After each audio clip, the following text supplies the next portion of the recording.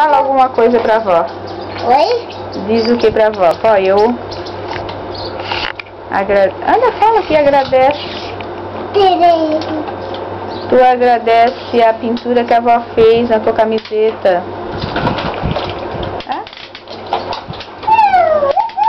Não quer falar nada pra vó. Não. Nem que ama a vó. Sim. Então, fala. Porque eu quero andar com a minha etiqueta para me deu. Teu pai te deu? Não foi Papai Noel. Então, olha pra cá. E dá um sorriso pra vó. X. Olha aqui. Olha. Sim. Quantos aninhos tu tem? 3.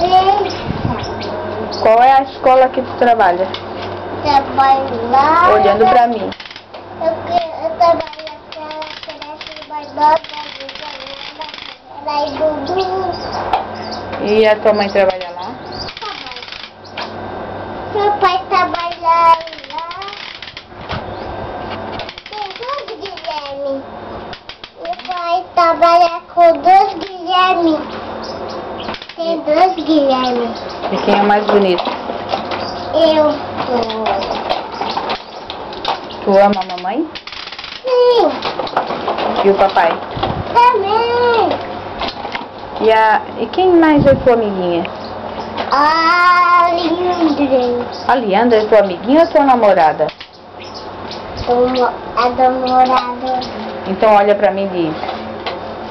Quem é a tua namorada? A Leandra. Aonde que ela mora? Mora lá na casinha dela. E onde é que fica?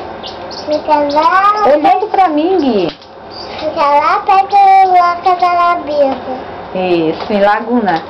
Laguna. Ela é filha de quem? O nome da mãe dela? Eu não. Tatiana. Tatiana e E David. David.